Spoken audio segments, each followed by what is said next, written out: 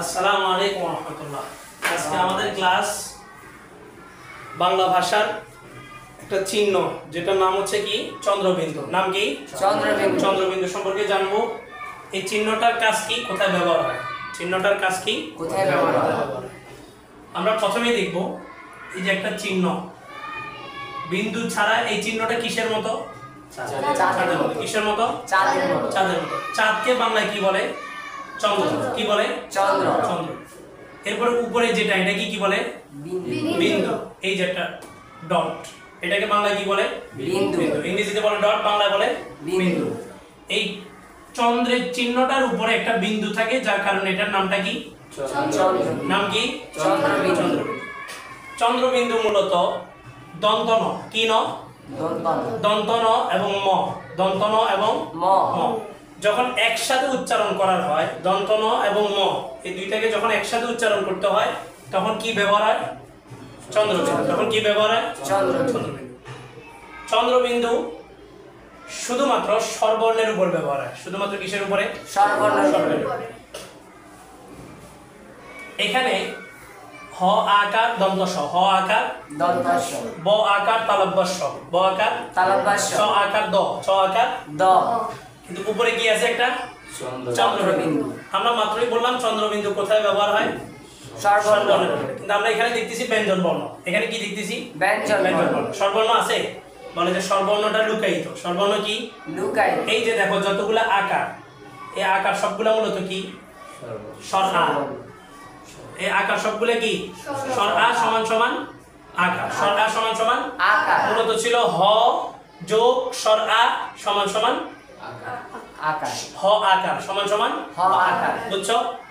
এই চন্দ্রবিন্দুটা ব্যবহার হয় শুধুমাত্র স্বরবর্ণের উপরে। এই ভিতরে স্বরবর্ণ লুকায়িত আছে, যার কারণে এটার উপরে কি ব্যবহার হয়েছে? চন্দ্রবিন্দু ব্যবহার হয়েছে। আর এই চন্দ্রবিন্দু যে স্বরবর্ণের উপরে ব্যবহার হয় সেটাকে বলা হয় নাসাল অথবা নাসিক্য ধ্বনি। নাসাল অথবা নাসিক্য ধ্বনি। নাসাল অথবা নাসিক্য ধ্বনি। নাসাল মানেও নাক, নাসিক মানেও নাক। নাসাল মানেও নাক, নাসিক মানেও নাক। অর্থাৎ যে আওয়াজটা সরাসরি নাক থেকে উচ্চারণ হয়, যে আওয়াজটা সরাসরি নাক থেকে উচ্চারিত হয়, এই দন্ত ন এবং ম যখন একসাথে হয় তখন এটার উচ্চারণ চলে যায় কোথায়? নাকে। উচ্চারণটা চলে যায় কোথায়? নাকে। তাহলে আমরা জানলাম চন্দ্রবিন্দুর উচ্চারণের স্থানটা কোথায়? নাকে। চন্দ্রবিন্দুর উচ্চারণের স্থানটা নাকে। এটা হচ্ছে বাংলা ব্যাকরণগত দিক থেকে এটার একটা বিশ্লেষণ। বাংলা ব্যাকরণগত দিক থেকে এটা একটা বিশ্লেষণ। আমি তোমাদেরকে আরেকটু আগে বাইরা তোমাদেরকে একটা ভাষা, যে আমাদের বাংলা ভাষাটা অনেকগুলো ভাষা থেকে মিক্সড। বাংলা ভাষার মধ্যে অন্যান্য ভাষার শব্দ আছে, অনেক শব্দ আছে। ম্যাক্সিমাম শব্দগুলো তোমার আসে হিন্দি থেকে। শব্দগুলো কিসে থেকে আসে? হিন্দি থেকে। এই হিন্দি থেকে আসার ক্ষেত্রে আমার কাছে মনে হয় যে চন্দ্রবিন্দুটা ব্যবহার হয়। কারণ বাংলা ভাষা যখন তৈরি করা হয়েছে তখন যে স্ট্রাকচারটা দাঁড় করানো হয়েছে, যে নকশাটা দাঁড় করানো হয়েছে, এই নকশাগুলা মূলত হিন্দি ভাষাকে সামনে রেখে বাংলা ভাষা তৈরি করা হয়েছে। যার কারণে বাংলা ভাষার অধিকাংশ শব্দগুলো কিসের? হিন্দি থেকে আসা, উর্দু থেকে আসা। তুমি দেখো এই যে চা, চারটা যখন উর্দুতে লিখতে যাবে তখন কি ব্যবহার হবে? চে আলিফ নুন দা। চে আলিফ নুন দা। এই নুনটা হচ্ছে, নুনটাকে বলে নুনে গুন্না। নুনটাকে কি বলে? নুনে গুন্না। এটা সঠিক উচ্চারণটা হচ্ছে কি? চাঁদ। চাঁদ মানে চাঁদ, এটা হবে না, চাঁদ। আর এটা যদি সরাসরি নুন ধরো তাহলে হবে চান্দা। তাহলে কি হবে? চান্দা। যেটা আমাদের দেশের মানুষ এখন খুব বেশি করে, চান্দা। এটা উর্দু শব্দ। চান্দা আমরা বলি না চাঁদাবাজি। এই চাঁদাবাজ লেখার উপরেও দেখবে কি লেখা থাকে? চাঁদা বাজ। এখানে কি লেখা থাকে? চন্দ্রবিন্দু। চন্দ্রবিন্দু কেন থাকে? এই যে এটার দিকে খেয়াল করো। এখানে দেখো এই চাঁদ, এটা হচ্ছে উর্দু শব্দ। বাংলা কি হয়ে গেছে? চাঁদ। বাংলা কি হয়ে গেছে? চাঁদ। এই নুনে গুন্নাটা তোমার কি হয়ে গেছে বাংলাতে এসে? চন্দ্রবিন্দু। কথাটা বুঝছো? জি। আবার একটা দেখো চান্দা। হ্যাঁ, চান্দা। চান্দা বাস। চান্দা বাস, যে চাঁদা কালেকশন করে মানুষের কাছ থেকে, চাঁদা কালেকশন করে। এটা বাংলা এসে কি হয়ে গেছে? চাঁদাবাজ। এই যে নুনটা যেটা, এটা বাংলাতে কি হয়ে গেছে?